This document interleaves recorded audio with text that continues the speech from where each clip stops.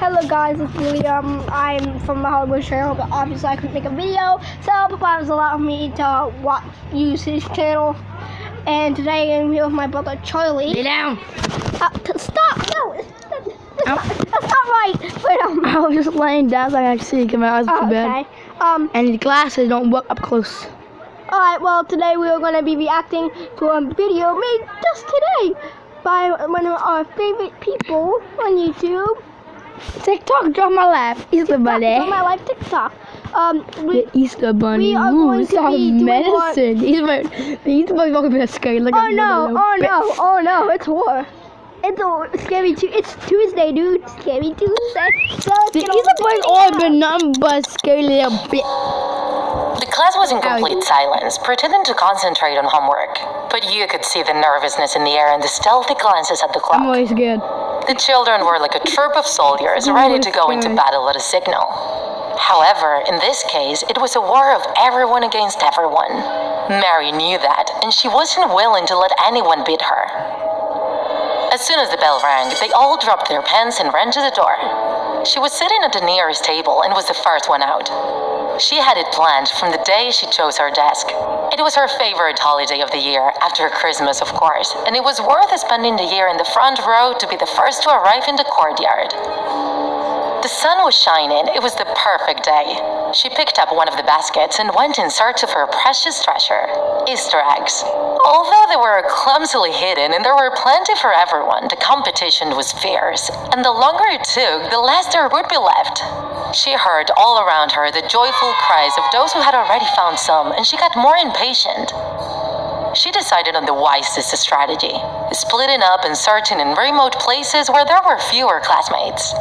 Without realizing it, she stepped out of bounds and into the dark grove next to the courtyard. It seemed illogical that there should be eggs hidden so far away, but time was running out and she had only found a couple. She was desperate.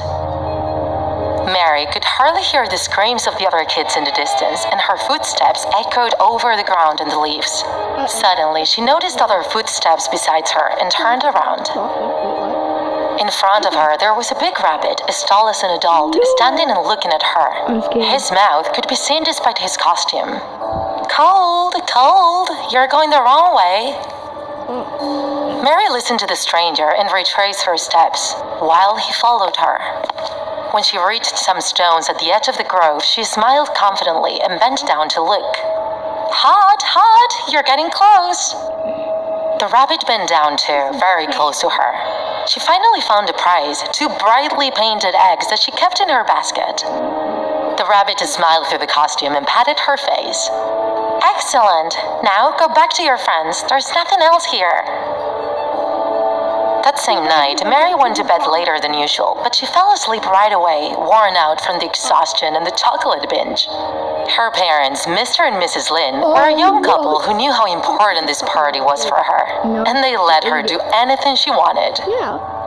After midnight, when the house was completely silent, something woke Mary up. A hairy hand caressed her face, and she opened her eyes. Sitting on the bed next to her was a huge rabbit. She could hardly see him in the dark, but he didn't look the same as that morning. He looked a lot more realistic. His eyes were alive, and he looked at her with a sinister glow. His fur was dirty and messy, and his mouth was much larger, with pointed fangs sticking out. The search is not over yet, little one. There are 2 more eggs to be found. His voice sounded much hoarser, and she could feel the stench of his breath on her face. Mary was scared. She didn't understand anything, but she decided to listen to him. She got up, half asleep, and went to the hallway, keeping her eyes on the rabbit. She looked to the side towards her parents' room. Cold, you're going the wrong way. She turned around and walked through the darkness into the living room, leaning against the wall. She noticed something hot and sticky on the wall. There was a trace of liquid that followed down to the bottom, but she couldn't guess what it was. She wiped off her hands on her pajamas and moved on. When she got to the living room, partially illuminated by the light coming in through the windows, she looked around, thinking what would be the best hiding place. She looked at the group of flower pots in the background. Hot, you're getting close, she heard in the distance. As she moved the leaves of the plants aside to check, the light from the window let her see that the liquid in her hands glowed with a scarlet red color. Her intuition had worked once again, and hiding in the corner, she found the 2 eggs. But they were different from the rest, much larger and roughly painted. They were also covered with a strange layer of hair. She turned one of the eggs with difficulty. It was really heavy. And she discovered, terrified, her mother's face painted on it. Upset, showing horror. It looked crazy, but the blood surrounded it left no doubt. It was her head separated from her body. She didn't need to turn the other one. It was obvious who it belonged to. She rushed instinctively to her parents' room, terrified, and her fears were confirmed. The spooky rabbit was lying on the bed, bent over one of the bodies, devouring its entrails. The rabbit turned to Mary with bright eyes and a hot breath coming out of his mouth. See how cold it was here? All right, now it's my turn to find the last egg. Nope. If you enjoyed this video, don't forget to like it. And if you want to see more Draw My Life videos, subscribe to our channel. See you in the next episode. No, that's enough. Alright guys, I'm sorry. No! This video We must react to one more. Bye. No, please, one more.